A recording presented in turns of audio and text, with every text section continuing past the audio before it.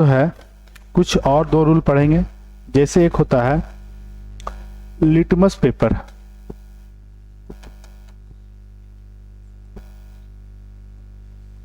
इससे पेपर में हर टीआरई में आया है।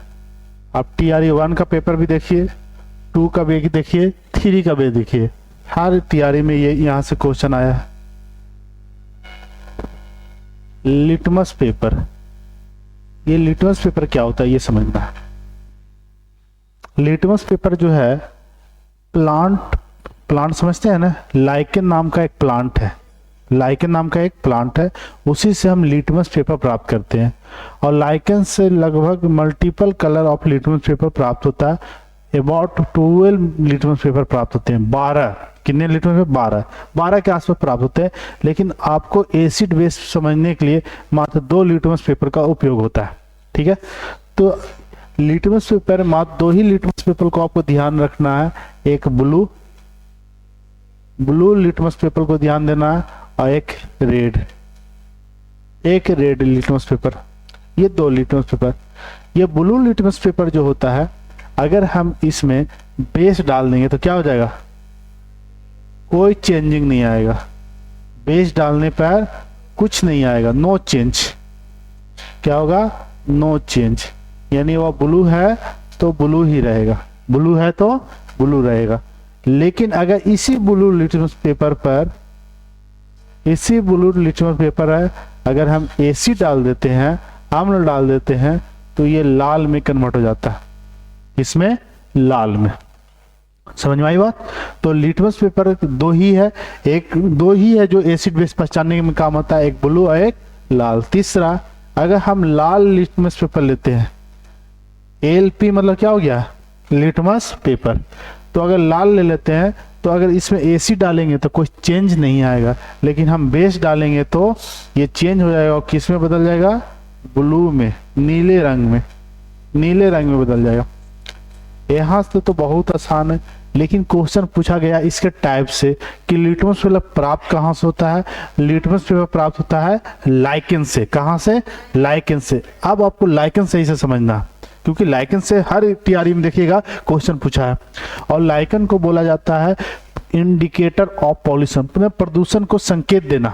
यानी अगर जहां पॉल्यूशन है वहां लाइकेन नहीं होता है।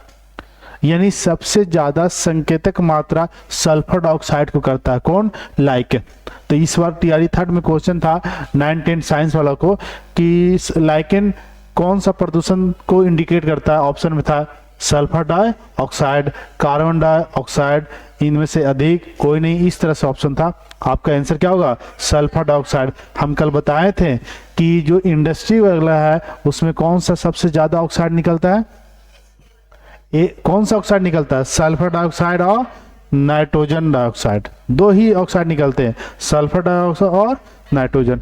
याद आ रहा है? कल हम बताए थे ना कि जो इंडस्ट्री वगैरह है जहां से स्मोक निकलता है वहां से 2 प्रदूषण निकलता है, सल्फर डाइऑक्साइड और नाइट्रोजन डाइऑक्साइड। ये धुआं के ऊपर जाएगा ऊपर, और वाटर यानी कैसे वाटर वेपर के साथ यानी ड्रॉपलेट के साथ ये सल्फर डाइऑक्साइड क्या कर जाएगा? रिएक्ट कर जाएगा, रिएक्शन कर जाएगा और जाके बना देगा H2SO4, और ये रिएक्ट करेगा बना देगा HNO3 नाइट्रिक एसिड। तो ये 2 जो पोल्यूशन है ये इसको इंडिकेट करता है। कौन? लाइकेन। और ये जो है, अब बरसात आएगी, फिर क्या होगा? बरसात का मौसम आएगा तो इसमें कौन कौन से एसिड है? सल्फ्यूरिक एसिड और नाइट्रिक। तो इससे कौन सा वर्षा होगा? अम्लीय वर्षा, जिसका पीएच वैल्यू कितना? कल 5.6 से कम, कल ही ना बताए थे। इसका पीएच वैल्यू कितना? 5.6 से कम होना चाहिए। ठीक है, बरसात का 5.6, अम्लीय बरसात का 5.6 से कम। तो क्वेश्चन आता है कि जो अम्लीय वर्षा में है उसमें कौन सा अम्ल पाए जाते हैं? मुख्य घटक कौन है? अगर मुख्य घटक पूछा जाए, मेन कंपोनेंट, तो आपका H2SO4 हो जाएगा। और डायरेक्ट पूछा जाए कि कौन सा घटक पाए जाते हैं, तो ये दोनों पाया जाता है, सल्फ्यूरिक एसिड और नाइट्रिक एसिड। है क्या? कार्बन डाइऑक्साइड अम्ल नहीं है। ठीक है, वो प्रदूषण के लिए हम कह सकते हैं वो एसिड के फॉर्म में नहीं। क्या? अम्लीय वर्षा पूछा रहे थे क्या? क्या क्या क्वेश्चन क्या था? तो वो जैसे वो पूछा जाएगा क्या क्या है, तब यहाँ पर एसिड हम बता रहे हैं। क्या है? एसिड।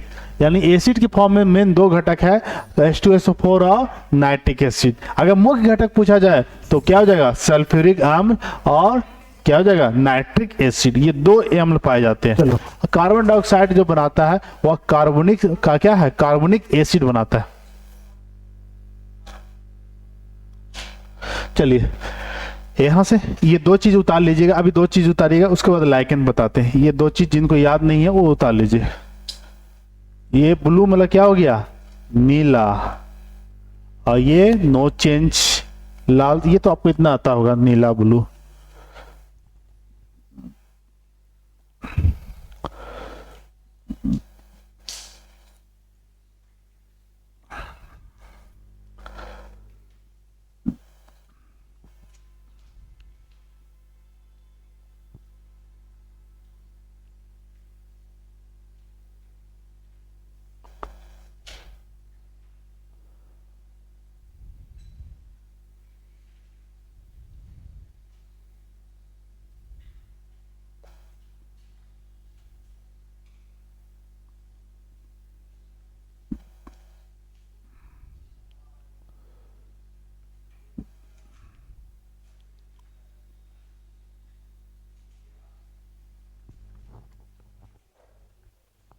हो गया? आसान है। ये दो चीज याद रखना है। अब देखिएगा, मेन है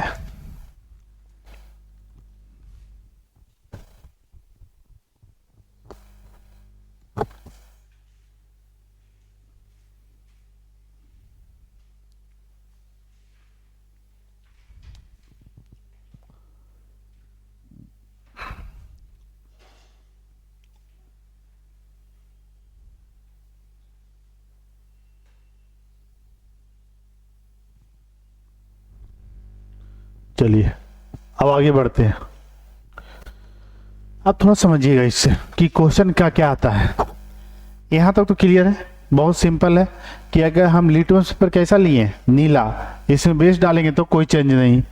ब्लू में अगर हम एसिड डालेंगे तो लाल, और लाल में बेस डालेंगे तो नीला।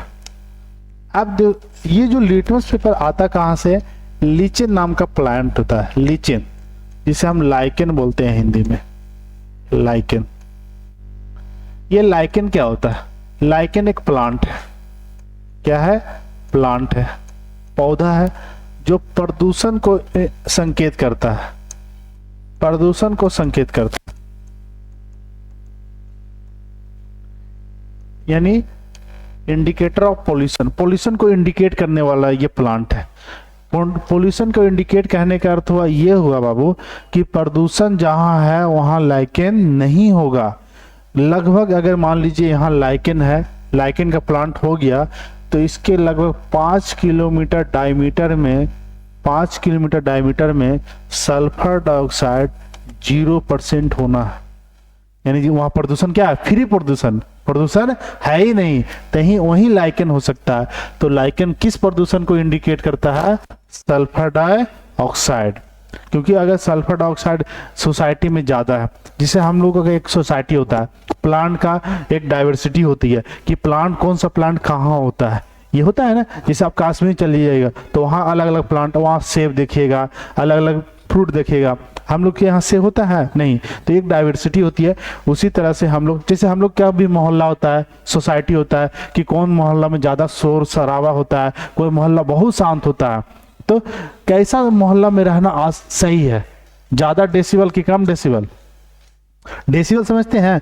जो साउंड पोल्यूशन होता है, ध्वनि प्रदूषण होता है, उसको मापते हैं डेसिबल में। किस में नापते हैं? डेसिबल में। तो हम अच्छा सोसाइटी में रहते हैं, तो अच्छा सोसाइटी मतलब क्या?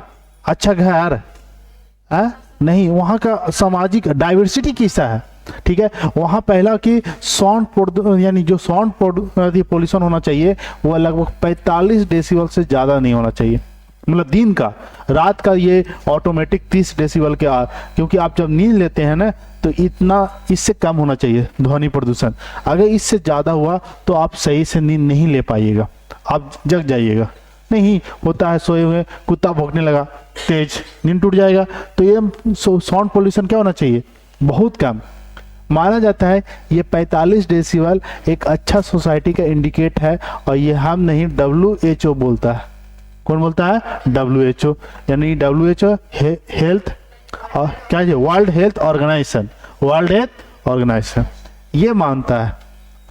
हम लोग कौन कितना डेसिबल में रहते हैं, हम लोग 45 में थोड़ी रहते हैं, 60 से कम ना होगा। हम लोग का जो मोहल्ला है 60 से कम नहीं होता। ये माना जाता है जो डीजे का जो साउंड है वह 80 डेसिबल साउंड निकालता है, 80 डेसिबल। तो इस डेसिबल में जिनका हार्ट प्रॉब्लम होता है, जिनको ज़्यादा प्रॉब्लम होती है श्वास संबंधित, उनको ज़्यादा नुकसान होता है, कब उसका हार्ट खेल खत्म। तो इसीलिए अभी जो सरस्वती पूजा है इस समय डीएम आदेश दे रहा है कि डीजे बजाना मना है। तो डीएम डीजे बनाना मना करने के कारण है ये साउंड पोल्यूशन, ठीक है। अगर आपको डायरेक्ट 120 डेसिबल तुरंत सुना दिया जाए अचानक, तो आपको अचानक क्या हो जाएगा, ब्रेन मतलब क्या क्या कहने का, तो ब्रेन हैमरेज हो जाएगा, अचानक डेथ हो जाएगी, ठीक है। तो ध्वनि आप सुन सकते हैं सही, स्वस्थ रहने के लिए 45 काफ़ी है, ठीक है। और हम लोग 45 से ज़्यादा ही रहते हैं, हम लोग में इतना रहता है कि काहे को रहता। तो ये तो बात होगी, अलग बात है।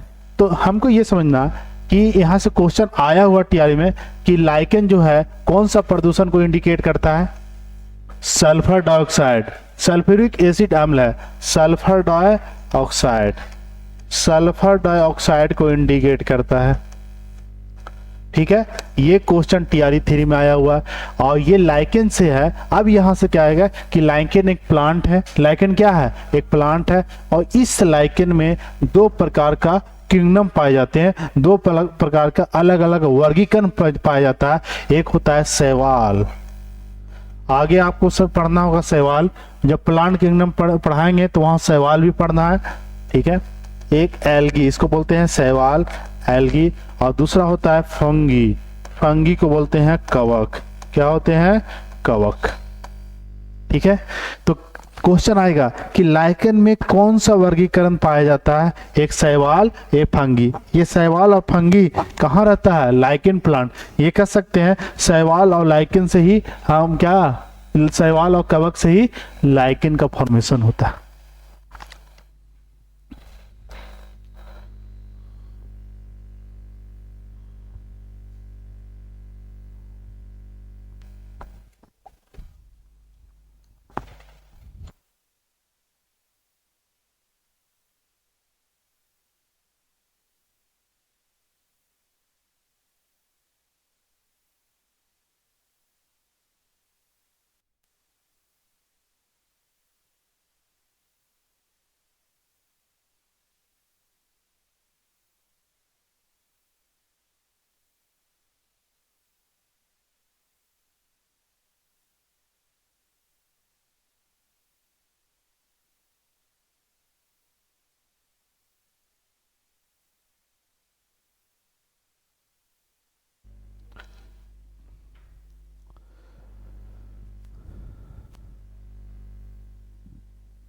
हो गया, यहां तक हो गया।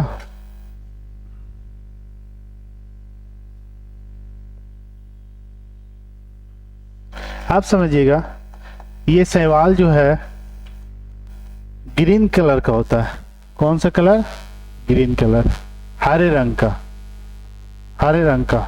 हम अभी सेल पढ़ाए हैं, साइटोलॉजी कंप्लीट किए हैं, उसमें बताएं कि क्या कोई भी हरे रंग का है तो उसमें कौन सा क्लोरोफिल पाया जाता है, क्या पाया जाता है, क्लोरोफिल। और जिसमें क्लोरोफिल है वो प्रकाश संश्लेषण खुद करेगा, प्रकाश संश्लेषण खुद करेगा।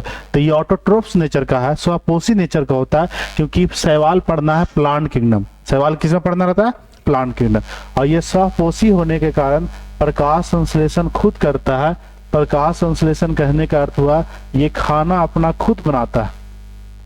क्यों, क्योंकि ये स्वपोषी होते हैं, स्वपोषी, स्वपोषी मतलब कहने का अर्थ हुआ कि खाना खुद बनाना। हम लोग स्वपोषी है कि नहीं है, नहीं है, काहे, हम लोग खाना नहीं बनाते हैं, हम लोग हेट्रोट्रॉप्स है, हम लोग स्वपोषी रहता तो क्या कोई दिक्कत था? ऐसे सोचते हैं कि चलो आज बन जाए पूरी सब्जी, पेट में बन जाता बिरयानी, सोचते हैं चलो ठीक है आज मटर बना लेते हैं, तो ठीक है। तो ये स्वपोषी मतलब क्या, अपने पर डिपेंड। आप यानी हेट्रोट्रॉप्स परपोषी मतलब दूसरे पर डिपेंड, आपको कोई देगा तब बनाओगे किचन में, ठीक है। तो ये स्वपोषी का नेचर होता है, और स्वपोषी का नेचर होता है यानी अपना खाना क्या बना रहा है, स्वयं बना रहा है। ये खाना बनाने का काम है, खाना बनाने का काम किसका है, एल्गी का है। किसका है, एल्गी का।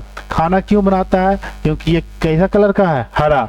और हम ये पूरा डिटेल में बताया है कि हरा रंग किसके कारण से होता है, क्लोरोफिल के कारण। कहाँ पाए जाते हैं, थाइलेकोइड में पाए जाते हैं। थाइलेकोइड के समूह को क्या बोलते हैं, ग्रेनम बोलते हैं। ग्रेनम कहाँ रहता है, क्लोरोप्लास्ट में रहता है। और क्लोरोप्लास्ट कहाँ रहता है, प्लास्टिड का ही भाग है जो ग्रीन कलर का होता है। कैसा कलर, ग्रीन कलर। क्लियर हुआ, कनेक्ट कर पा रहे हैं ना सब जगह, ठीक है। तो ये अपना खाना खुद बनाता है। कौन बनाता है खाना, एल्गी। लेकिन कवक में ऐसा नहीं होता है, क्योंकि ये व्हाइट कलर का होता है, ये ट्रांसपेरेंट होता है, व्हाइट कलर होता है।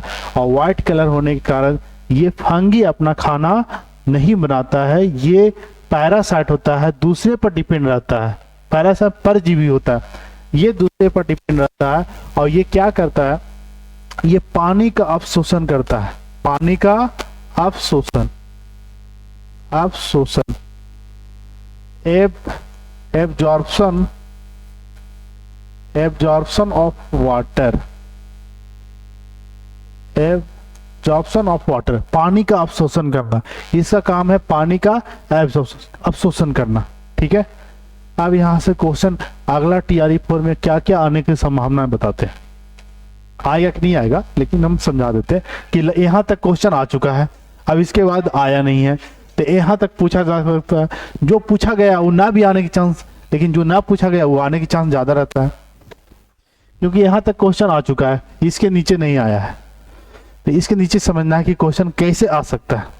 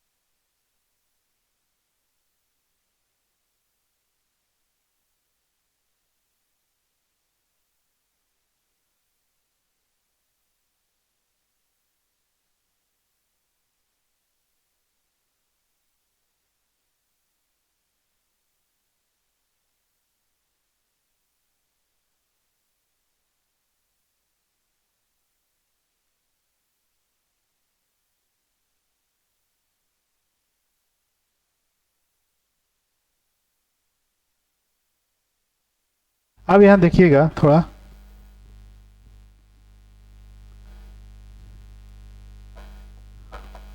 देखिए लाइकेन में क्या है, शैवाल है, और लाइकेन में क्या है, कवक है।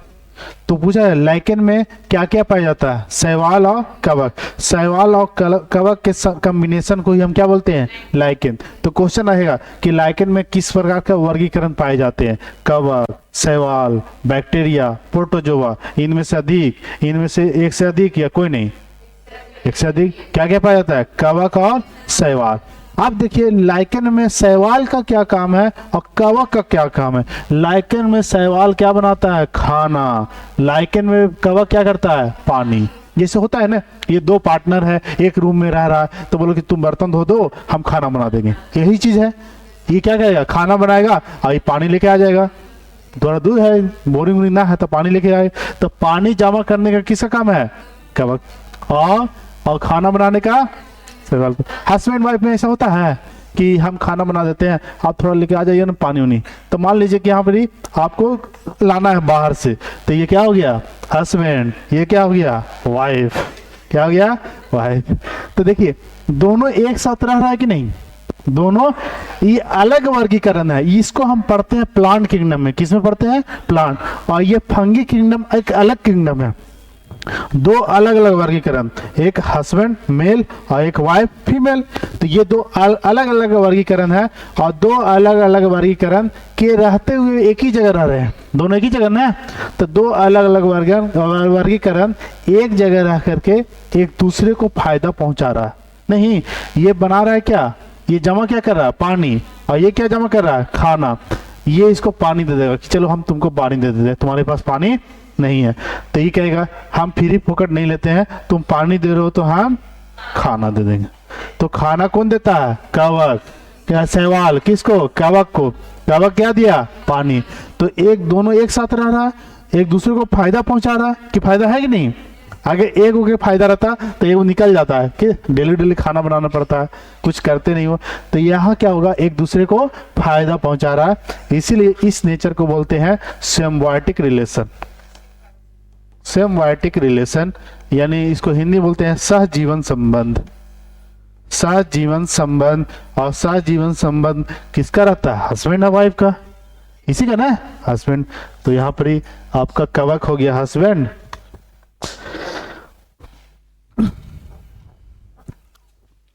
अब क्वेश्चन आएगा, सहजीवन कवक और शैवाल किस रूप में रहते हैं, सिम्बायोटिक रिलेशन, सहजीवन संबंध। सहजीवन संबंध किसे बोलते हैं, दो अलग अलग वर्गीकरण के जीव एक दूसरे के साथ रह के एक दूसरे को फायदा पहुंचाते हैं, एक को फायदा नहीं, एक दूसरे को फायदा, उसे बोलते हैं सिम्बायोटिक, सहजीवन।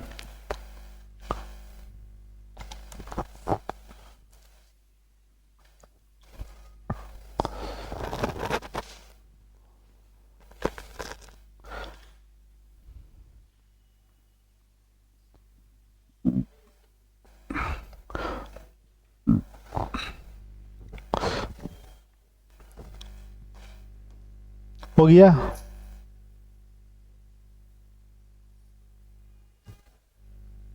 कोई डाउट होगा पूछिएगा। कौन सा प्लांट प्रदूषण को संकेत करता है, लाइकेन। ये भी आया हुआ है मेरे ख्याल से, मेरे हम तो ये नहीं देखे हैं, लेकिन ख्याल से हमको लग रहा है कि कोई पूछा था, ये क्वेश्चन आया हुआ है कि प्रदूषण को संकेत कौन करता है, लाइकेन। लाइकेन किस प्रदूषण को संकेत करता है, सल्फर डाइऑक्साइड। कौन सा प्रदूषण, सल्फर डाइऑक्साइड। इससे हमेशा एक तरल पदार्थ निकलता है, प्लांट से एक तरल पदार्थ निकलता है, ठीक है, लिक्विड मैटर, जिससे मेडिसिन बनाते हैं। क्या बनाते हैं, मेडिसिन। और इससे एक मेडिसिन बनाया जाता है मिर्गी का दवाई। मिर्गी समझते हो, मिर्गी का दवाई, जिसको मिर्गी प्रॉब्लम होती है अचानक, नहीं, जिसे हम फरका बोलते हैं, क्या बोलते हैं, फरका। तो उसके लिए ये लाइकेन सबसे महत्वपूर्ण है। इससे मेडिसिन बनाया जाता है जो मिर्गी के लिए उपयोगी है। जो फरका जिसको आता है उसके लिए बहुत ज्यादा फायदेमंद है। हाँ, लाइकेन से ही एक लिक्विड पदार्थ निकलता है, चिपचिपा पदार्थ, जिसे हम क्या बोलते हैं, एक तरह से लैटेक्स, लैटेक्स बोलते हैं। हाँ, क्या ये सल्फर डाइऑक्साइड, ये क्या है, ये सल्फर डाइऑक्साइड क्या है, एक तरह से क्या है, गैस है जो प्रदूषण बनाता है। आपके इन्वायरमेंट में सल्फर डाइऑक्साइड ज्यादा होगा ना, तो उस मोहल्ला में, उस एरिया में अम्लीय वर्षा ज्यादा होगी। जैसे आगरा जैसे शहर में इंडस्ट्री होने के कारण वहाँ अम्लीय वर्षा ज्यादा, जिससे कारण पुराने जो क्या है वगैरह वगैरह, जो हम कह सकते हैं मोनूमेंट वगैरह है, जैसे ताजमहल है, ये सब है, तो वो सब क्षति पहुंचती है किसके कारण, सल्फर डाइऑक्साइड के कारण, लाल लाल धब्बा हो जाता है। तो योगी जी क्या किए, वहाँ के इंडस्ट्री वगैरह है वह दूर कर दी है, एकदम सीधे यमुना किनारे कर दिए हैं, बहुत दूर। तो इस तरह से चीजें बहुत, जितना भी है, लाल किला हो, ताजमहल हो, जो पुराने पुराने बिल्डिंग, उसको नुकसान होता है, हम लोगों को भी नुकसान होता है। आप बरसात का पहला पानी नहाइए, देखिए इचिंग होने लगेगा, स्किन इन्फेक्शन हो जाएगा, बालों में इचिंग होने लगेगा। क्यों, क्योंकि आम पहला बरसात में सल्फर डाइऑक्साइड ज्यादा होता है, ठीक है, जिसके कारण आपसे स्किन यानी त्वचा संबंधित बीमारी होती है। तो यहाँ से बस इतना ही क्वेश्चन आता है। आप बताइए लाइकेन कैसा प्लांट है, प्रदूषण संकेतक प्लांट है, किसका संकेतक करेगा, सल्फर डाइऑक्साइड को। और बताइए लाइकेन में कितने तरह के वर्गीकरण, दो, शैवाल और कवक। शैवाल क्या करेगा, खाना बनाएगा, कवक क्या करेगा, पानी को अवशोषण। पानी, क्वेश्चन आएगा कि लाइकेन में कवक का क्या कार्य है, पानी का अवशोषण करना, शैवाल का क्या काम है? प्रकाश संश्लेषण करना। ऑप्शन में रहेगा खाना नहीं रहेगा, क्या रहेगा? प्रकाश संश्लेषण। तो अभी यहाँ खाना मत खोजते रहना कि कहाँ बन रहा है खाना, प्रकाश संश्लेषण भी दिया जा सकता है, ठीक है, कुछ भी दिया जा सकता है। वो तो उसका टिश्यू हो गया, वो प्लांट का क्या हो गया? टिश्यू। वो कॉम्प्लेक्स टिश्यू है, कॉम्प्लेक्स समझते हैं ना, जटिल उत्तक कहा जाता है, वह टिश्यू में पढ़ना अभी नहीं। जाइलम फ्लोएम ये नहीं है, वहां पर ही हर प्लांट में होता है जाइलम फ्लोएम, लेकिन सभी प्रकार के प्लांट में जाइलम फ्लोएम नहीं होते हैं। जिसमें रूट ही नहीं है उसमें जाइलम फ्लोएम कहाँ? तो टिश्यू में पढ़ना। वो ये जाइलम फ्लोएम मत समझना इसको, ठीक है, एकदम नहीं। तुम लोग पढ़े हो तो नाम सुने हो, लेकिन इधर उधर क्या क्लासिफिकेशन प्लांट का, तो लाइकेन जो है एक प्रकार, हाँ ये क्लासिफिकेशन में आता है, आप आगे जाके पढ़िएगा तो लाती जो प्लांट किंगडम है उसको बहुत टेरिडोफाइटा, थाइलोफाइटा इसमें बांटा जाता है। तो ये क्लासिफिकेशन होता है, लाइकेन वहीं पढ़ना है। लेकिन यहाँ पर ये हम एसिड बेस पढ़ा रहे हैं, तो एसिड बेस पहचानने का ये तीसरा नियम है, लिटमस पेपर। क्या है? Litmus paper. हम लाइकेन इसीलिए बताएं कि ये लिटमस पेपर कहाँ से प्राप्त होता है? लाइकेन से प्राप्त होता है, इसीलिए लाइकेन यहाँ बताएं, कोई दिक्कत नहीं। यहां से इतना तरह का क्वेश्चन आप याद रखिएगा। अब नेक्स्ट पॉइंट लिखिएगा आगे। अभी हम सिर्फ आम्ल बेस को पहचानने के लिए बता रहे हैं। अब नेक्स्ट पॉइंट लिखिएगा मिथाइल। नेक्स्ट पॉइंट, ये सब सॉल्यूशन आता है। मिथाइल ऑरेंज, आप 7 क्लास का बुक देखिएगा तो ये सब सॉल्यूशन होगा शायद। मिथाइल ऑरेंज,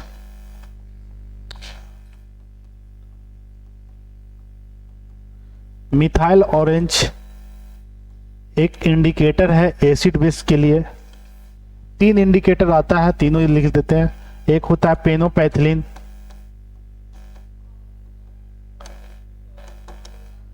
और ऑरेंज, पेनोपैथिलीन,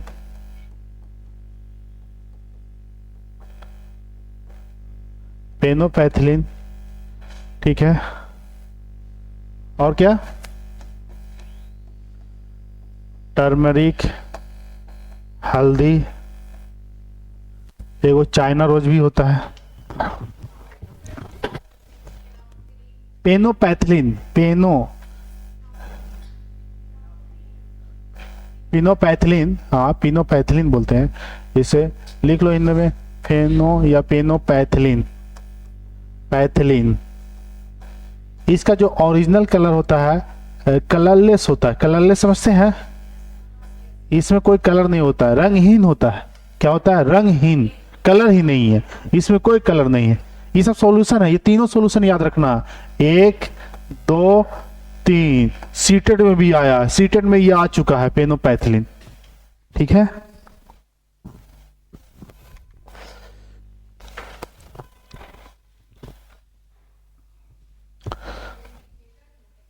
हाँ इंडिकेटर में, सब इंडिकेटर में, अभी जितना बता रहे हैं इंडिकेटर ही बता रहे हैं। ये पेनोपैथिलीन पूछा जा चुका है, एक बार नहीं 2-3 बार पूछा है सीटेड, ठीक है। जिनका साइंस होगा उनको समझ में आ रहा होगा कि जो दिए होंगे। अब देखिए इसमें हम डाल देते हैं एसिड और इसमें डाल दिए बेस।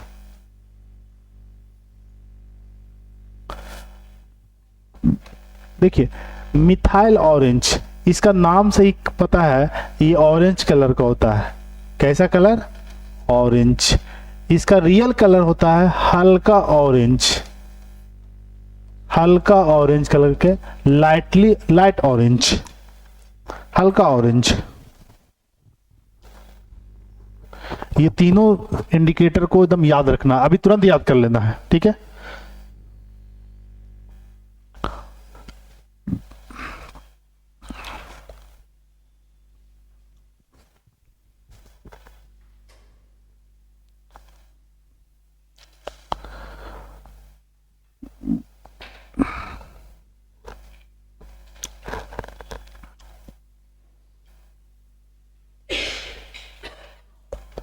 चलिए देखिएगा, ये 1 to 5 में पूछा हुआ क्वेश्चन है जो दिए होंगे BPSC TRE 1 गर्ल्स वाला शिफ्ट, वहां TRE1 दो शिफ्ट था, बॉय शिफ्ट और गर्ल शिफ्ट।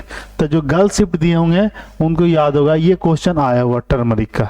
हल्दी, हल्दी एसिड बेस का इंडिकेटर होता है, ठीक है, किसका होता है, एसिड। आप देखिए समझिएगा, यहाँ समझिएगा, मिथाइल ऑरेंज कैसा कलर का, हल्का ऑरेंज। इसका रियल कलर कैसा है, हल्का ऑरेंज। इसमें जैसी अम्ल डालोगे ना ये लाल हो जाएगा। कैसा कलर हो जाएगा, लाल। यानी मिथाइल ऑरेंज में हम अम्ल डाल देते हैं तो मिथाइल ऑरेंज किस कलर का हो जाता है, लाल रंग का। अब ये इसको समझने के लिए तो फिर तो प्रैक्टिकल करना पड़ जाएगा, ठीक है, आपको याद करना है। अगर देखिएगा इस मिथाइल ऑरेंज में अगर हम क्षार डाल दिए, क्या डालें, क्षार, तो ये पीला हो जाएगा, येलो हो जाएगा।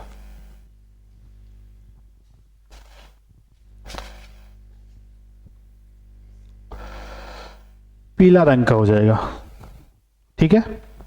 आगे देखिएगा पेनोपैथिलीन का कैसा कलर होता है, कोई कलर नहीं, इसमें कलर है नहीं, लेकिन इसमें एसिड डालेंगे तो नो चेंज, जैसा था वैसा ही होगा, इसमें कोई चेंजिंग नहीं आएगा। पेनोपैथिलीन में आम्ल डालने पर कोई चेंज नहीं, लेकिन बेस डाल देंगे तो ये गुलाबी हो जाता है, पिंक कलर का। तो सीटेट स्टेटमेंट के रूप में पूछा था कि एसिड, अगर पेनोपैथिलीन में एसिड डालेंगे तो कैसा होगा, गुलाबी, लाल, इस तरह से दिया हुआ था। टर्मरिक, टर्मरिक का कैसा कलर होता है, रियल कलर कैसा है, यानी प्राकृतिक कलर कैसा है, येलो। इसमें अगर एसिड डालोगे तो कैसा हो जाता है, उजर, कोई चेंज नहीं,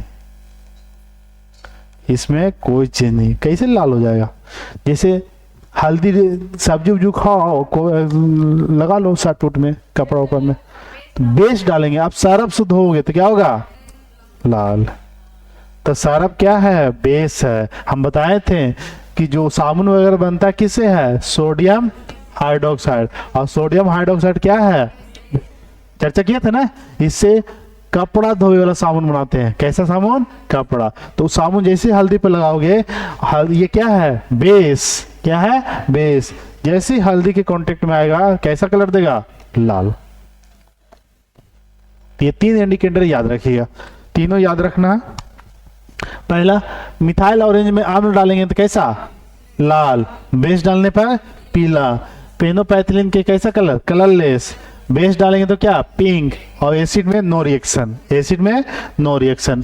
टर्मरिक का कलर कैसा, पीला, एसिड में नो रिएक्शन, और बेस में लाल, बेस में लाल। याद रहेगा, ठीक है। टोटल कितना पता है, एसिड बेस पहचानने के लिए टोटल कितना बताएं, 5 तरीका बताएं। पांचों तरीका याद रहेगा। पहला टेस्ट करके, पहला टेस्ट, दूसरा पीएच स्केल, तीसरा आरएनएस सिद्धांत, चौथा लिटमस पेपर, और पांचवा इंडिकेटर। ये सॉल्यूशन, पांचों की ना सॉल्यूशन। ये अभी पहचान सकते हैं इससे अम्ल और बेस को, क्षार को नहीं।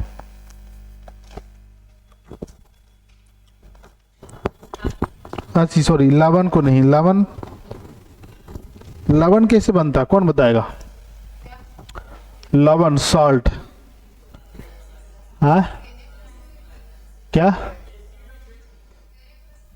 देखो समझो, अगर साल्ट बनाना है, क्या बनाना है, साल्ट, लवण, तो साल्ट बनाने के लिए हम एसिड और बेस लेते हैं, एसिड और बेस। तो इससे जो बनता है रिएक्शन वह साल्ट बनेगा और पानी रिलीज होगा। क्या रिलीज होगा, पानी। जैसे में हम एसिड ले लिए क्या, HCl, और बेस ले लिए क्या, सोडियम हाइड्रोक्साइड। तो ये जब रिएक्शन करेगा, रिएक्शन समझ में नहीं आता है तो इसको काट दो, इसको बीच से क्या करो, काट दो, ठीक है। तो ये जो पहला है लास्ट वाला के साथ, दूसरा है पहला के साथ, तो NaCl क्या बनाएगा, NaCl प्लस इसका पहला लास्ट के साथ OH और H क्या बनाएगा, H2O। समझ में आया। तो ये क्या है, साल्ट है, और ये क्या है, पानी है। तो इसी को बोलते हैं क्या, साल्ट। अब आपको समझना है कि HCl कैसा एसिड है, स्ट्रॉन्ग की वीक, पढ़ाया हुआ है ना। ये क्या है, स्ट्रॉन्ग, ये स्ट्रॉन्ग की वीक, स्ट्रांग। क्यों स्ट्रांग हुआ? इसका पीएच वैल्यू कितना? 14। क्यों स्ट्रांग हुआ? इसका पीएच वैल्यू कितना? 1.1 ले सकते हो, 2 ले सकते हो। स्ट्रांग है ना, स्ट्रांग और बेस पहचान सकते हैं। अब यहां से हम क्या समझे कि ये दो स्ट्रांग मिलकर के क्या बनाया? साल्ट। क्या बनाया? साल्ट। और जब दो स्ट्रांग आपस में मिलता है तो इसका पीएच वैल्यू 7 होता है। क्या होता है? 7। दोनों स्ट्रांग है ना, यानी OH भी स्ट्रांग है और H प्लस भी स्ट्रांग है, तो दोनों क्या हो गया? बराबर।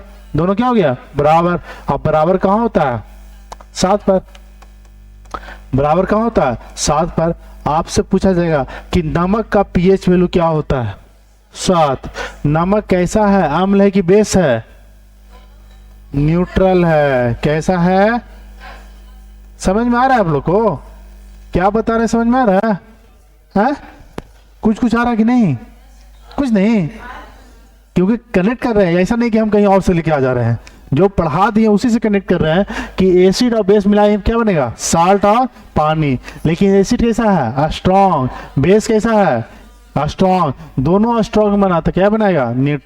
क्या बनेगा? ये दोनों स्ट्रॉन्ग रहेगा तभी कंडीशन बनता है।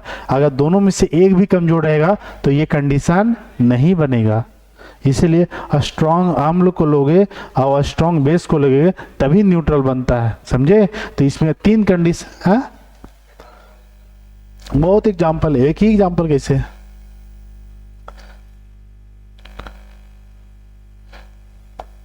देखिए इसमें क्वेश्चन पेपर में कैसे पूछा जाता है। देखो यहाँ पे स्ट्रॉन्ग एसिड। स्ट्रॉन्ग एसिड मतलब क्या हो गया? परबल अम्ल। हाँ, जो परवल बोल देते हैं ना, हम स्ट्रॉन्ग बोलेंगे, ठीक है। स्ट्रॉन्ग अम्ल, स्ट्रॉन्ग एसिड और स्ट्रॉन्ग बेस, ठीक है। और स्ट्रॉन्ग क्षार, ये दोनों आपस में रिएक्शन करेगा तो क्या बनाएगा? सॉल्ट। क्या बनेगा? सॉल्ट। यानी और ये सॉल्ट का पीएच वैल्यू होना चाहिए 7। ये सॉल्ट बनेगा, न्यूट्रल बनता है। क्या बनता है? न्यूट्रल। ये आपको महत्वपूर्ण पॉइंट है, ठीक है। दूसरा, अगर हम स्ट्रॉन्ग एसिड, तीनों याद रखना, ज्यादा नहीं है। अगर हम स्ट्रॉन्ग एसिड के साथ वीक बेस मिलाते हैं, कैसा बेस? Weak base. यानी अगर हम ये बहुत मजबूत ले लिए अम्ल और ये इसके साथ हम क्या ले लिए? दुर्बल यानी कमजोर ले लिए, ठीक है।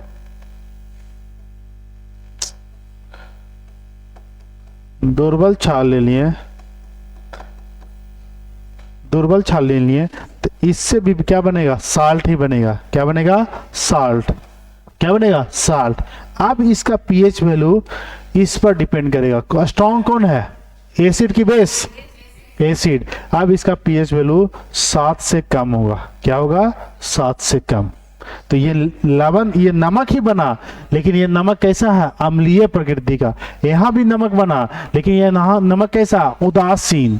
कैसा है? उदासीन। यहाँ भी नमक बन रहा है, लेकिन ये कैसा बन रहा है? अम्लीय। इसका पीएच वैल्यू 7 से कम। ये पीएच इस पर डिपेंड करेगा। हाँ, 7 से ज्यादा है, लिख दिया है 7 से कम। 7 से कम, ठीक है। आप लोग हिंदी से लिखिएगा पीएच वैल्यू 7 से कम। अगर तीसरा कंडीशन क्या होता है? हम वीक ले लें, वीक एसिड ले लें, दुर्बल अम्ल ले लें और इस दुर्बल अम्ल के साथ स्ट्रॉन्ग एसिड ले लें, स्ट्रॉन्ग एसिड ले लें यानी परवल अम्ल ले लें, तो यहां से भी क्या बनेगा? यहां से भी साल्ट बनेगा, लेकिन इस साल्ट का पीएच वैल्यू 7 से ज्यादा होगा। 7 से ज्यादा होगा। तो ये तीनों याद रखना है।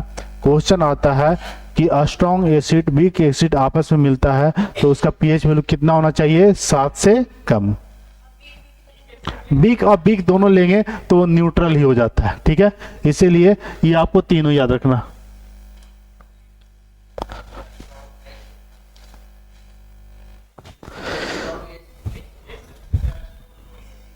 तो लिख दो ना जी, बेस। एसिड तो ले ही लिए हैं, स्ट्रॉन्ग बेस।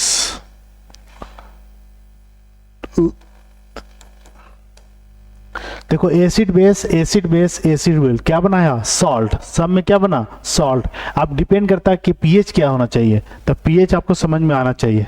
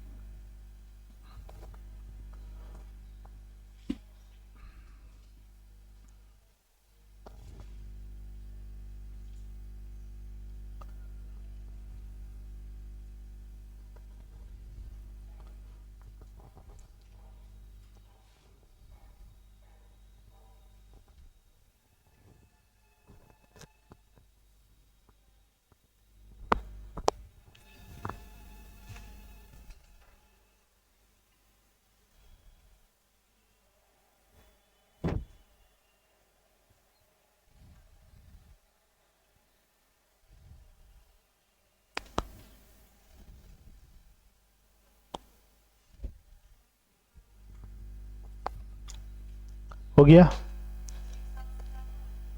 हाँ इसको लिखना, आप वर्ड में लिख लीजिएगा 7 से ज्यादा, इसका पीएच वैल्यू 7 से ज्यादा, इसका पीएच वैल्यू 7 से कम, और इसका पीएच वैल्यू 7 के बराबर। जो 7 के बराबर होता है उसे हम उदासीन बोलते हैं, जो 7 से कम होता है उसे हम अम्लीय बोलते हैं, और जो 7 से ज्यादा उसे बेसिक नेचर यानी क्षारीय। ये तीनों आप याद रखिएगा।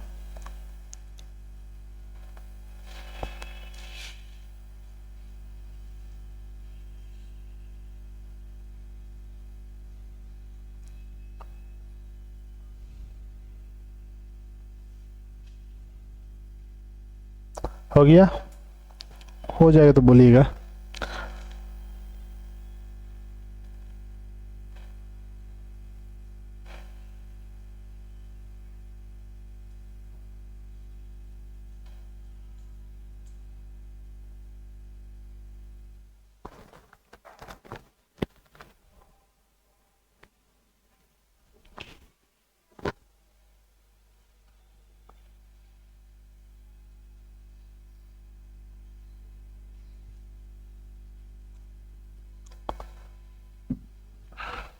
हो गया, याद रहेगा। क्या पढ़ा रहे हैं? अभी इंडिकेटर खत्म हो गया। ये क्या बताएं? पीएच वैल्यू बताएं। पीएच वैल्यू कल बताए थे। यहाँ क्या बताएं कि नमक कब कैसे बनता है? एसिड और बेस मिलाने पर। एसिड और बेस मिलाने पर क्या बनेगा? नमक। आप कौन सा नमक खाते हैं बताइए? ये तीनों में से कौन सा नमक खाते हैं? ये कौन सा नमक हम यूज करते हैं तीनों में से? तो ये कौन सा नमक यूज करते हैं? ये फर्स्ट वाला खाएंगे। हमारा बॉडी को न्यूट्रल करना है, डाइजेशन करवाना है ना। कौन सा खाएंगे? पहले वाला खाते हैं तब, जिसका पीएच वैल्यू क्या हो, न्यूट्रल हो, एसिड और बेस क्या हो, बराबर हो, हाइड्रोजन हाइड्रोक्साइड आयन दोनों का सांद्रण क्या हो, बराबर हो, और यही खाते हैं NaCl। क्या खाते हैं? थोड़ा सा दिमाग लगाइए। हम लोग जो नमक खाते हैं वो सोडियम क्लोराइड रहता है। क्या रहता है? आप सोडियम क्लोराइड कैसे बना अभी बताएं। कैसे बना? Strong strong strong strong. तो दोनों स्ट्रॉन्ग रहेगा तब ना, तो हम लोग क्या कहेंगे? पहला वाला। ये सब नहीं, ठीक है। नमक तो बहुत सा बनता है, आप देखिएगा हर तरह के नमक बनता है। पोटास एलम, तो पोटास एलम भी क्या है? नमक है, जिसे हम बोलते हैं फिटकरी। फिटकरी भी क्या है? साल्ट है।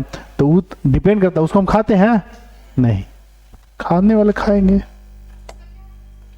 क्या? पोटास एलम जो होता है उसका जो कोऑगुलेशन मेथड पर काम करता है। कोऑगुलेशन मेथड ये होता है, स्कंदीकरण समझते हो? कोऑगुलेशन मेथड जहां पर आप जख्म हो गया तो ब्लड को थक्का जमने में मदद करता है। क्या क्वेश्चन आएगा? फिटकरी किस सिद्धांत पर काम करता है? आपको बस याद रखना, स्कंदीकरण। क्या करेंगे? स्कंदीकरण, यानी आप उसमें इतना पॉजिटिव चार्ज होता है, इतना पॉजिटिव चार्ज होता है कि वो स्कंद कर देता है। जैसे आप फिटकरी को आप पानी टंकी में भी डाल सकते हैं, साफ कर देगा पानी को। क्यों? फिटकरी डालोगे, फिटकरी में पॉजिटिव चार्ज ज्यादा, फिटकरी कहाँ जाएगा? पानी के तल्ली में। और पानी में पहले से बैक्टीरिया है, बहुत सा मॉलिक्यूल्स है, डस्ट पार्टिकल है, तो उसमें निगेटिव चार्ज ज्यादा होता है। और पॉजिटिव निगेटिव क्या होगा? वो अटैक करेगा, दो अपोजिट चार्ज क्या करेगा? अटैक करेगा। जितना पानी में बैक्टीरिया या जितना डस्ट पानी में तैर रहा है वह क्या पेंदी में जाके बैठा देगा, पानी स्वस्थ हो जाएगा। पानी स्वस्थ हो जाएगा, अच्छा हो जाएगा, स्वस्थ की हेल्थ, पानी शुद्ध हो जाएगा, मतलब अच्छा हो जाएगा। शुद्ध मतलब क्या? मतलब उसमें पार्टिकल्स नहीं दिखेगा। तो हम फिटकरी का उपयोग कहाँ करते हैं? पानी को सफाई करने में यानी शुद्ध करने में किया जाता है। अब बाकी फिटकरी बताएंगे। तो फिटकरी का फॉर्मूला बहुत बड़ा होता है, Al2K2SO4 कॉहल थराइस 24H2O। ठीक है, यहाँ से लिखना स्टार्ट करेंगे तो यहाँ खत्म होगा। Al2K2SO4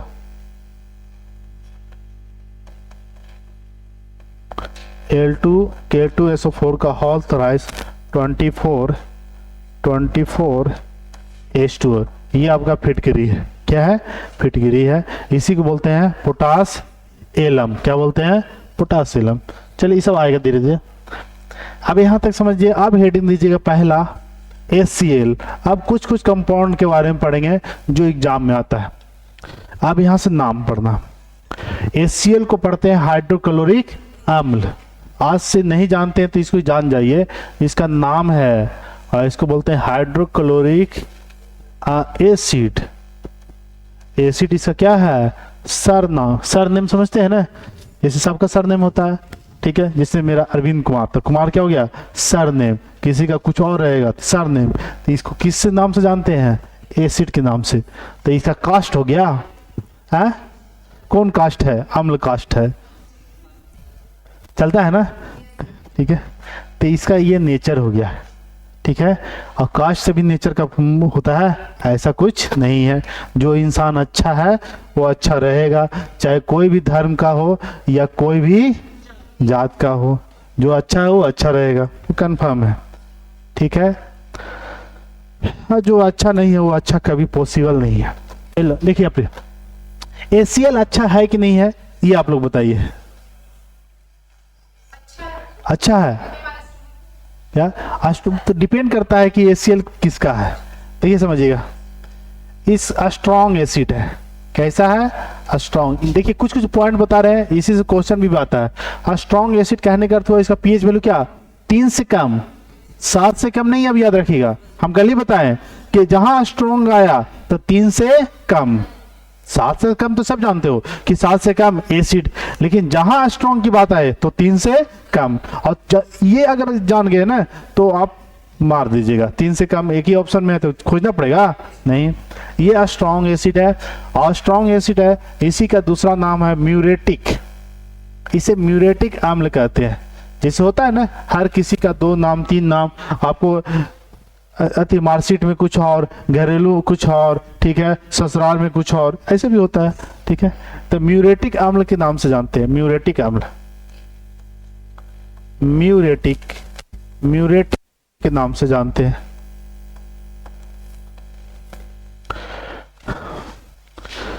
म्यूरेटिक अम्ल, ये आर है। ठीक है, मेरा राइटिंग थोड़ा समझने में जो नया नया है उसको दिक्कत होगा, पुराने वाले को पता है कि गलती लिखी है तो कौन सा गलती हुआ है ना। गलती भी हुआ तो देख लेना, सुधार लेना। HCl को हाइड्रोक्लोरिक एसिड कहते हैं। इसे म्यूरेटिक अम्ल कहा जाता है। म्यूरेटिक एसिड इसका दूसरा नाम है, अदर नेम। ठीक है, क्वेश्चन आ जाए निम्नलिखित में से, देखो क्वेश्चन कैसे कैसे आता है, पढ़ा हुआ रहेगा तो बहुत आसान रहेगा। निम्नलिखित में से कौन सा म्यूरेटिक अम्ल है? जा पढ़े हैं ये नहीं है, रहेगा H2SO4, HCl, nitric, potassium nitrate. कौन सा है? कौन सा? HCl। HCl का ही दूसरा नाम क्या है? म्यूरेटिक अम्ल। इसे म्यूरेटिक अम्ल कहते हैं। अब ये हार्मोन जो है HCl जो है, यही एक HCl जो है अम्ल जो है, यही एक हार्मोन के फॉर्म में पाया जाता है हमारे बॉडी में। क्या? स्टमक में पाया जाता है। स्टमक में, स्टमक में पाए जाने वाला हार्मोन है। स्टमक में पाए जाने वाला हार्मोन, पेट में,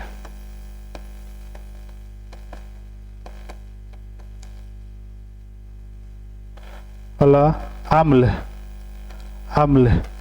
और इसको हम हार्मोन के नाम से जानते हैं। इसे हार्मोन क्यों किए? क्योंकि ये बाय बर्थ प्राप्त होता है, जन्म के साथ ये अम्ल प्राप्त होता है। नहीं समझे? जन्म के साथ, जन्म के साथ ये अम्ल आपके बॉडी में बनना लगेगा। ये अम्ल नहीं बनेगा तो आपको पाचन संबंध क्या हो गया? प्रॉब्लम।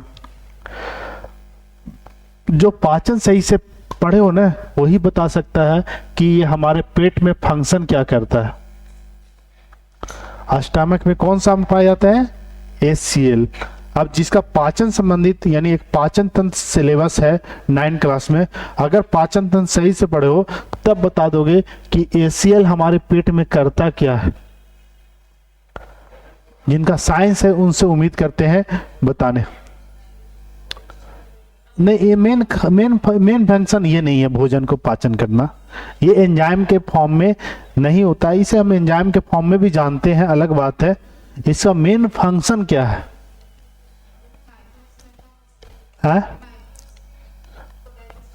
माइक्रोब्स को खा जाना, इनगल्प करना, ये इसका और मेन फंक्शन। ये तो ठीक है, HCl है, छोटे मोटे सूक्ष्म जीवों को खा जाता है, ये पहला फंक्शन सही है। दूसरा है क्या? लिहा, क्या बोला जी? पिलिया, वो सब का वो अलग चीज है। देखिए समझिएगा, इसका पहला का काम है कि छोटे मोटे जीव जो आपके पेट में गया उसको डाइजेस्ट करना, खत्म कर दिया। दूसरा इसका मेन काम है, हमारे पेट में 2 प्रकार के एंजाइम पाए जाते हैं। यहाँ पर समझो, लिखना नहीं है।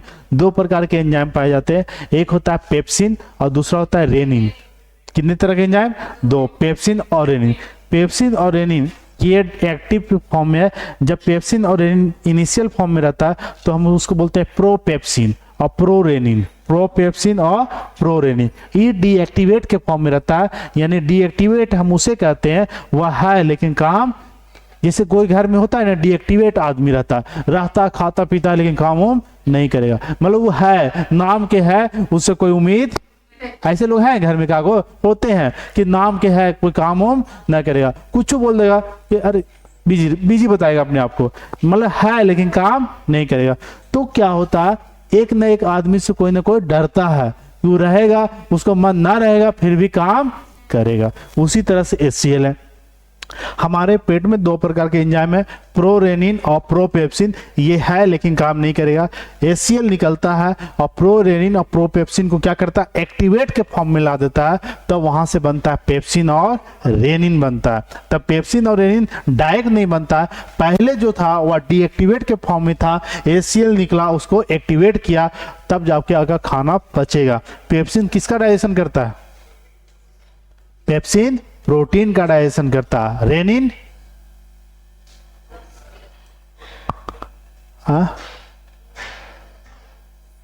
देखिए, आप जो भी खाना खाए हैं तो पेट में डाइजेशन सिर्फ प्रोटीन का होता है, ठीक है। रेनिन क्या करता है? आपके जो दूध में लैक्टोज है, दूध में शुगर है, उसको तोड़ देगा। पहले दूध को, शर्करा को तोड़ेगा, और शर्करा में तोड़ेगा तो शर्करा में कौन सा प्रोटीन पाया जाता है? दूध में कौन सा प्रोटीन? केसिन का आप लोगों को उम्मीद रखे। दूध में कौन सा प्रोटीन? केसिन। तो जो दूध को ब्रेक डाउन करेगा कौन है? रेनिन करेगा। किस में करेगा? केसिन प्रोटीन में। अब प्रोटीन बन गया, अब ये प्रोटीन का डाइजेशन कौन करेगा? पेप्सिन करेगा। तो दूध का डाइजेशन इतना आसान नहीं होता है, डिफिकल्ट होता है, इसीलिए दूध सबको नहीं पचेगा। दूध सबको पचने वाला बात नहीं है। मुर्गा मछली पचा लोगे, दूध नहीं पचा पाओगे। दूध इतना आसानी से डाइजेस्ट नहीं होता, उसके लिए 2 एंजाइम काम करते हैं। कितने एंजाइम? 2। पहले रेनिन आएगा, उसको प्रोटीन में तोड़ेगा, फिर पेप्सिन आएगा, उस प्रोटीन को तोड़ेगा क्या? ब्रेक डाउन में अमीनो अम्ल में। किसमें? अमीनो अम्ल। यहाँ पर ये पार्शियल डाइजेशन होता है। पार्शियल कहने का अर्थ हुआ आंशिक रूप से, पूरा कंप्लीटली नहीं। तो यहाँ कहने का पेट में पाए जाने वाला अम्ल कौन सा है? HCl। कौन सा है? HCl। अगर HCl आपके बॉडी में ज्यादा, HCl आपका ज्यादा, ये पेट है आपका, क्या है? पेट देखे ना, पेट है, मान लो पेट है, इस तरह से पेट है। तो ये पेट में मान लो पेट है, इसमें क्या है? HCl। अगर आप ज्यादा खाना खा लिए, झाल उल ज्यादा खा लिए, गुपचुप चुप मसाला वाला खा लिए, जैसे चाट वगैरह लोग खाते हैं ना कि थोड़ा दे दो जी, मिर्चा उर्चा डालो, तीता उता नहीं लग रहा है, ठीक है, तो ज्यादा एसीएल खाने से क्या होगा, ज्यादा जैसे पार्टी उटी में गए तो थोड़ा झाल वाला ज्यादा खा लिए तो क्या एसीएल ज्यादा निकल जाएगा। एसीएल क्या निकलेगा, बहुत ज्यादा, ठीक है। यहाँ तक आपको खाना चाहिए, यहाँ तक 70% आप खा लिए ना, रोटी तक यहाँ तक खा लिए कि चलो आज पार्टी है, फिर कब होगा कौन जानता है, अभी लगन आ रहा है, खा लिए यहाँ तक, सवेरे क्लास भी करना है, 8 बजे से क्लास है, जाना भी है, अब खा लिए, क्या करेगा ये, जैसे आप खाना खाए ना एसीएल निकलेगा और प्रोरेनिन और पेप्सिन को बोलेगा उठो, ये बंदा बहुत खा लिया है गधा, ठीक है, तो ये तो निकलेगा और ये सोचेगा कि अरे ये इतना खा लिया तो इतने हम कम निकलेंगे तो काम नहीं चलेगा, ये निकलने लगेगा बहुत ज़्यादा बनने लगेगा। और हम बताए थे कि एसिड का टेस्ट कैसा होता है, खट्टा, एसिड का कैसा, अब बहुत निकल गया ज़्यादा तो आपको सुबह सुबह पचेगा भी नहीं और खट्टा डकार आएगा नहीं, वोमिटिंग हो जाएगा, घटा डकार कैसा, खट्टा, किसके कारण, एसीएल, आप पचेगा भी नहीं सही से, ये कहेगा कि इतना खा लियो हो तो पचाने में टाइम लगेगा ना बाबू, तो आप कहेगा कि हम बहुत ज़्यादा निकल गए हैं, आपके पेट में जलन, ये आम्ल क्या हो, ज़्यादा, आम्ल ज़्यादा तो आपके पेट में जलन महसूस होने लगेगी, क्या होगा, जलन, डॉक्टर के पास जाओगे तो दे देगा क्या, बेस, कहेगा ज़्यादा कम खाया करो, और बेस में दे देगा क्या, इनो, क्या दे देगा, इनो, इनो में एक बेस रहता है मैग्नीशियम हाइड्रोक्साइड, देखो OH है ना, OH मतलब क्या, बेस, अब ये बेस जैसे खाओगे तो ये एसिड और बेस रिएक्ट करेगा और बना देगा क्या, न्यूट्रल, क्या बना देगा, न्यूट्रल मतलब नॉर्मल बना देगा। अब नॉर्मल बना देगा तो कहेगा अब नहीं खाएंगे, थोड़ा 2-3 दिन गीला भात खाते हैं, ठीक है, इस तरह से अच्छा लगेगा। तो ये इस तरह से एसीएल क्या किया, ज़्यादा निकला। अब एसीएल इतना ज़्यादा निकल जाता है ना, पेट में एक लेयर रहती है म्यूकस सिलेस्मा, अगर ये लेयर नहीं रहता ना तो आपका पेट जल जाता, स्वाहा, पता चलता है पेट उठ नहीं है, खत्म हो गया, क्या हुआ, ज़्यादा खाना खाने से। तो ये सिलेस्मा जो है वही बचाता है पेट को जलने से, ठीक है, सिलेस्मा नाम का एक लेयर होती है पेट के अंदर जो बचाता है, इसको अभी नहीं समझना, बस यहाँ समझना कि अगर आम्ल ज़्यादा तो एसिडिटी का प्रॉब्लम होता है, किसका प्रॉब्लम, एसिडिटी नहीं होता, एसिडिटी को दूर भगाने के लिए इनो पिए, मात्र 2 सेकेंड में काम तमाम, होता है ना। हम इनो को प्रचार नहीं कर रहे हैं, कोई भी बेस पी सकते हैं आप, अगर इनो नहीं पीना चाहते हैं तो घर में सभी के पास रहता है क्या, नमक, बेकिंग पाउडर, जो सोडा आता है, खाने वाला सोडा, खाने वाला सोडियम बाइकार्बोनेट, क्या होता है, सोडियम कार्बोनेट, ये सब के पास होता है, ठीक है, जो आप बनाते हैं नहीं, उससे अच्छा ये है, ये आप गुनगुना पानी में, देखो गुनगुना पानी में इसको डालिएगा, आधा चम्मच डालिएगा और साथ साथ लेमन डाल दीजिए, पीजिएगा, मस्त हो जाएगा, इनो फेल हो जाएगा, इनो फेल हो जाएगा, क्यों, क्योंकि ये जो बेकिंग पाउडर होता है इससे कार्बन डाइऑक्साइड गैस निकलती है CO2। अब ये CO2 जो होता है, जिसे हम बेकिंग पाउडर कहाँ यूज करते हैं, खाना बनाने में, जहाँ पर फुलौड़ी फुलाना रहे, ठीक है, जैसे पुआ ये सब होता है ना, तो वहाँ पर क्वेश्चन आएगा कि पुआ कैसे फूलता है, नहीं मालपुआ, रसपुआ, तो वो खिलता कैसे है, कार्बन डाइऑक्साइड के कारण, किसके कारण, कार्बन डाइऑक्साइड, जैसे डालोगे यहाँ से रिलीज होगा क्या, कार्बन डाइऑक्साइड, और कार्बन डाइऑक्साइड उसको बना देता है पेटू, एकदम खिल जाएगा इस तरह से, तो उसमें बेकिंग पाउडर डाला जाता है, इसलिए ये बहुत अच्छा चीज है, ये हर घर में रहता है, किचन में जरूर रहेगा।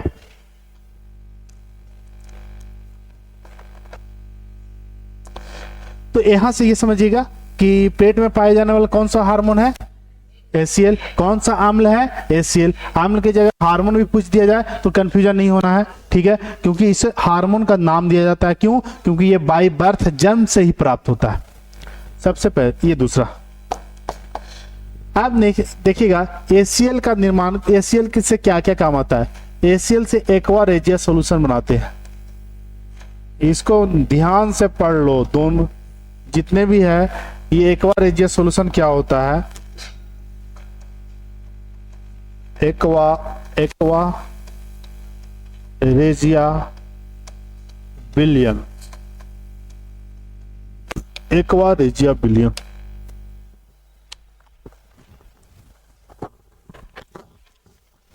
एक्वा रेजिया विलियम का काम क्या है, इसका काम होता है उत्कृष्ट धातु, नोबेल मेटल, नोबेल मेटल समझते हैं, हाँ, समझते हैं कि नहीं? नोबल मेटल सब समझते हैं, ठीक है। इसके लिए लड़ाई भी करते हैं आप लोग। नोबल मेटल सोना चांदी ये सब क्या है? उत्कृष्ट धातु है। सोना चांदी प्लेटिनम ये सब क्या है? नोबल मेटल है। ये सब का जो उत्कृष्ट धातु है, मतलब कह सकते हैं ये सब चीज़ें जो होती है वह गलाने में किया जाता है। जैसे गलाने में मतलब क्या? डिजोल्व करने में। आपको सोना को क्या करना है? पिघलाना है। पिघलाना है तो उसमें क्या पानी डालेंगे? नहीं, क्या डालेंगे? Aqua regius solution. ये हर सुनार के पास होता है, जो सुनार है वो हर कोई रखता है। ये इसका काम है क्या? उत्कृष्ट धातु को गलाना। उत्कृष्ट धातु को गलाने में काम आता है, गलाने में काम आता है। कुछ याद रखिएगा, उत्कृष्ट धातु होता क्या है? गोल्ड है, सिल्वर है, और क्या है? प्लेटिनम है। ये सब उत्कृष्ट धातु का एग्जाम्पल है, ठीक है। ये सबको गलाने में किया जाता है। किसका उपयोग? Aqua regius solution. तो एक्वा रेजियस सॉल्यूशन यहाँ क्यों आया? हम तो आम्ल पढ़ा रहे हैं, यहाँ आया तो आया क्यों? क्योंकि हम पढ़ा रहे हैं क्या? आम्ल। क्यों आया? क्योंकि इसमें आम्ल पाए जाते हैं। ये बनता कैसे है? आम्ल से बनता है। कौन सा आम्ल से बनता है? HCl। और HCl के साथ मिला देते हैं नाइट्रिक एसिड। क्या मिलाते हैं? Nitric acid. इसको बोलते हैं नाइट्रिक। अब बताइए, नाइट्रिक एसिड स्ट्रॉन्ग की वीक क्या होता है? बताए थे, तीनों अम्ल याद रखना है, HCl, H2SO4 और HNO3, ठीक है। बस तीन अम्ल से ज्यादा नहीं, तीन अम्ल जो है ज्यादा स्ट्रॉन्ग। अब HCl को तो आपको पता है हाइड्रोक्लोरिक एसिड। ये दोनों को मिला के क्या बनाते हैं? Aqua regius solution. क्वेश्चन आएगा कि एक्वा रेजियस सॉल्यूशन में कौन सा अम्ल मिलाया जाता है? HCl और HNO3। सबसे ज्यादा कौन? HCl। HCl 75% और नाइट्रिक एसिड 25%, यानी 3:1 के रेशियो में।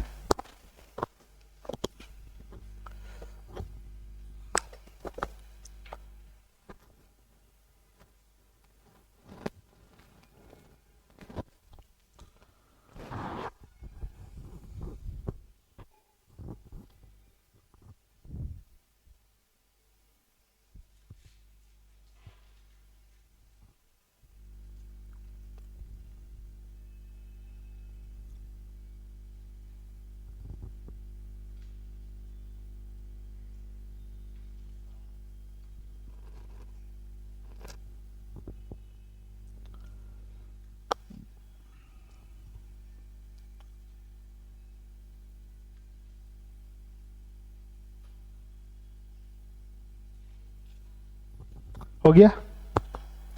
हो गया? इधर समझ में आ रहा है? अच्छा लग रहा है कि बायोलॉजी अच्छा था?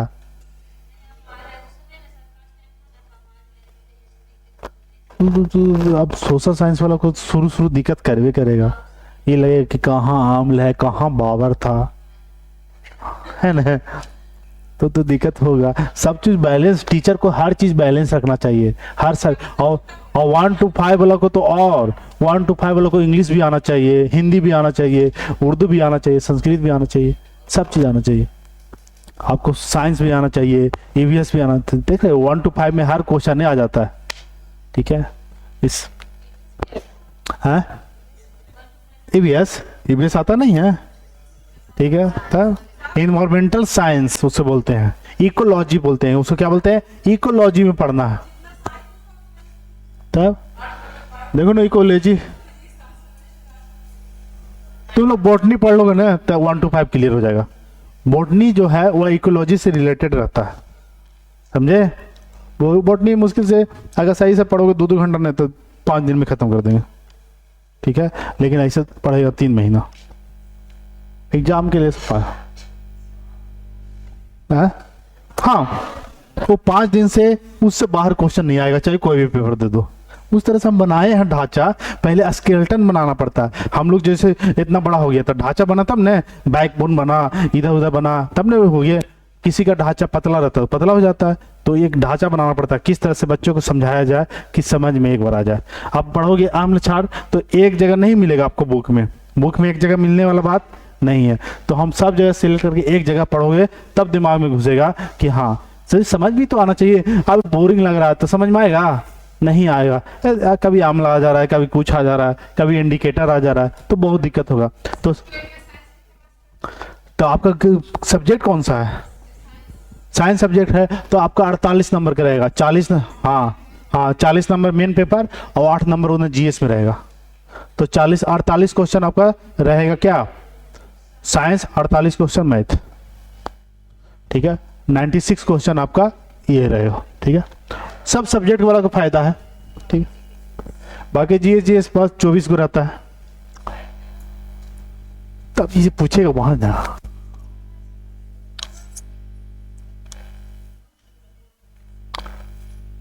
चलिए, ये समझ में आ गया। एक्वा सॉल्यूशन में देखिए, समझिएगा, एक्वा सॉल्यूशन में क्या रहता है? HCl और नाइट्रिक एसिड। कौन कौन से अम्ल? दो, हाइड्रोक्लोरिक और नाइट्रिक। दोनों स्ट्रॉन्ग है कि वीक है? तो सब बता दोगे तुम लोग। अभी खाली पेशेंस लगा के, मान लो ना समझ में आ रहा फिर भी बैठे रहो। काहे नहीं समझ में आएगा? आएगा, आएगा, जरूर आएगा। आप देखो आगे,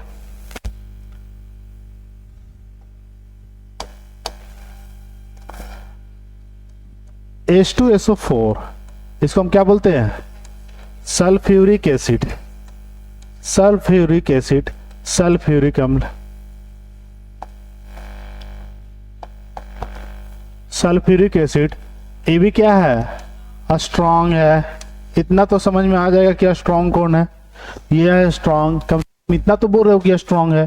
ठीक है, इतना तो पता ही नहीं चल रहा था कि स्ट्रॉन्ग है कि कमजोर है कि लंगड़ा है कि लूल्हा है। तो ये तो है क्या? मजबूत है। ये स्ट्रॉन्ग एसिड है। और ये जो सल्फ्यूरिक एसिड है ना, ये बोला जाता है अम्लों का राजा। अम्लों का राजा, किंग ऑफ एसिड या केमिकल ऑफ एसिड। केमिकल मतलब क्या हो गया? रसायन। तो रसायनों का राजा पूछा जाए या अम्लों का राजा पूछा जाए तो H2SO4। तो किंग ऑफ एसिड्स या केमिकल्स, हिंदी में लिखिएगा अम्लों का राजा या रसायनों का राजा।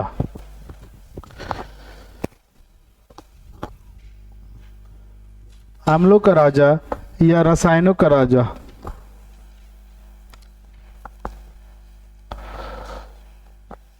लिख लिए, क्वेश्चन आ जाएगा कि निम्नलिखित में से कौन रसायनों का राजा है? H2SO4।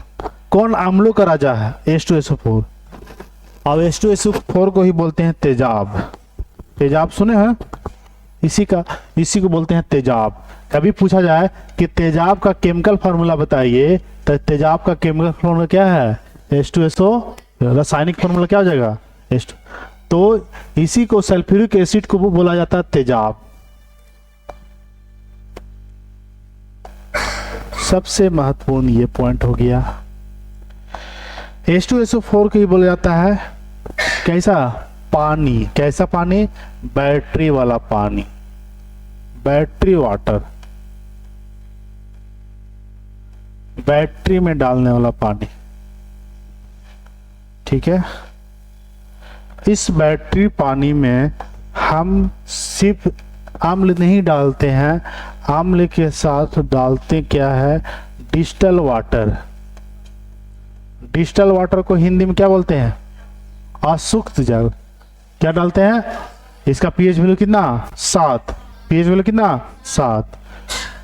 H2SO4 के साथ क्या डालते हैं? Distal water.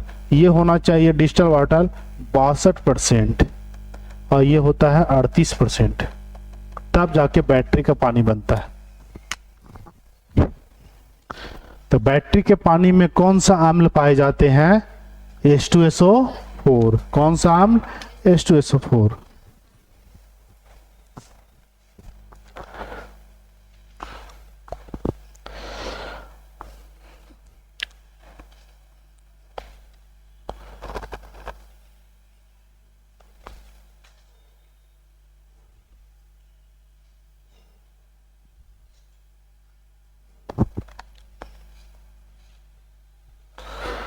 समझ में आ रहा है कि ना?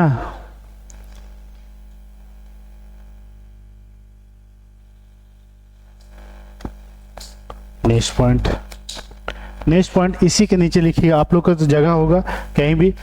नेक्स्ट पॉइंट में इसका उपयोग स्टीन गाइजर में किया जाता है। अग्निशमन समझते हैं? अग्निशमन में किया जाता है। सामन होता है, समन होता है। सामान में किया जाता है। फायर इसको फायर इंस्टिगेटर बोलते हैं। फायर जो नहीं रहता हॉस्पिटल वगैरह में, पेट्रोल पर, हर जगह रहता है जहाँ बड़ा बड़ा, हाँ, आग बुझाने के लिए किया जाता है। कैसे वो काम करता है इसको समझाते हैं। ये आग को नहीं बुझाएगा। हाँ, अग्निशामन, सामक या सामन क्या बोलते हैं जी? सामन होता है ना, क्या होता है जी? लिख लो, जो लिख लो, आग बुझाने वाला सिलेंडर।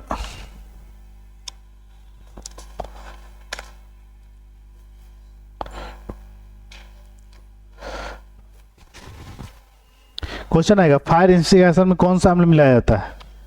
H2। क्या इससे आग बुझ जाएगी? नहीं बुझेगी। फिर भी क्यों मिलाते हैं? HCl से अम्ल बुझेगा जी और आग लगेगा। इसको क्यों डालते हैं, कौन बताएगा? ये आग बुझाने के क्यों डाला जाता है H2SO4 को फायर सिलेंडर में?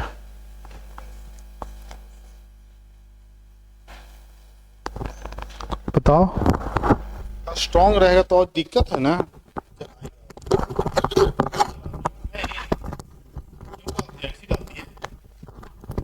समझना है।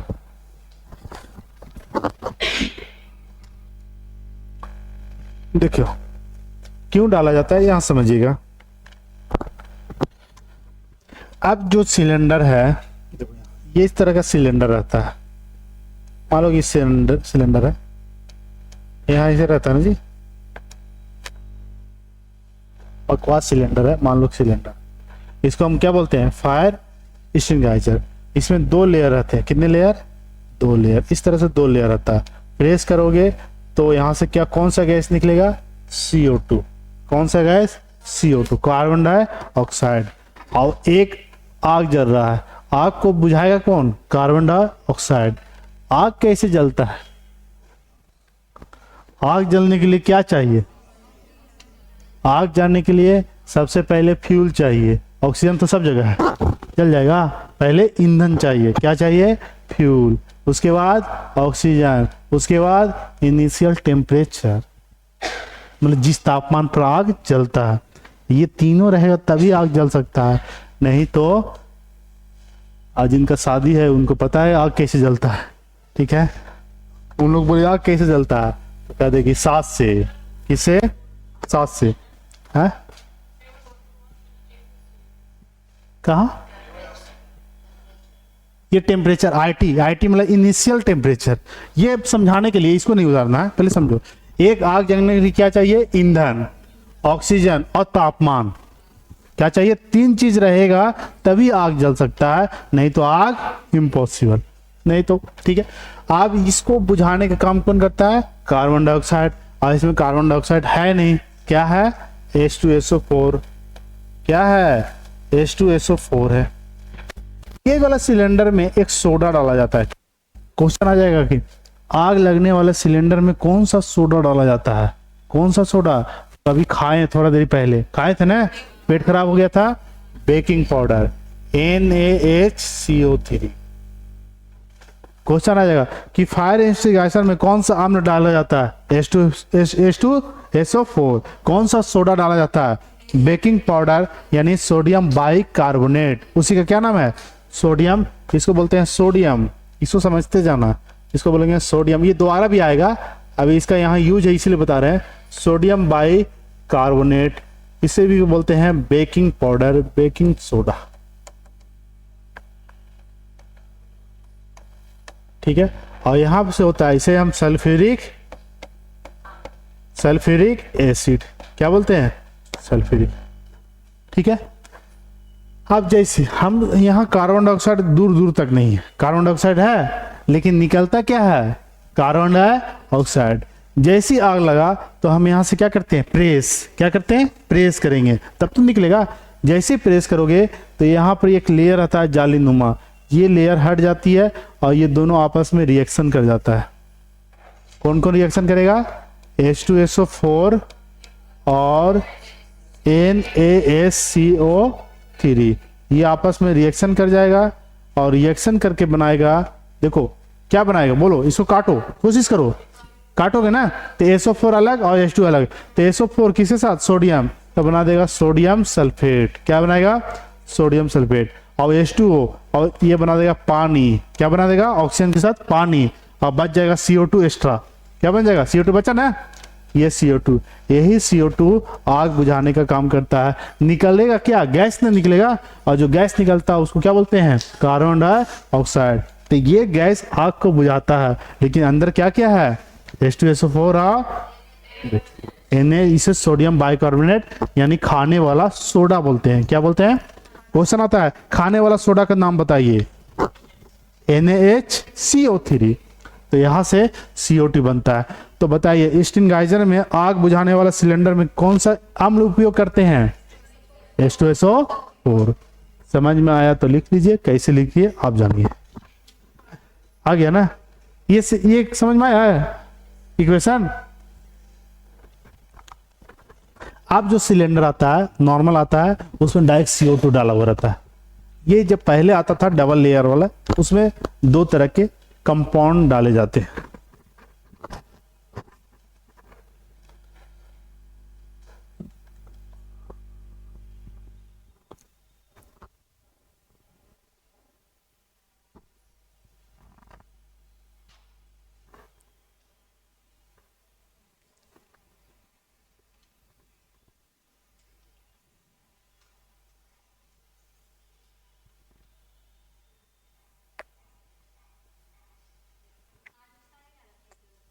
दे देते हैं। भूख लग गया, अच्छा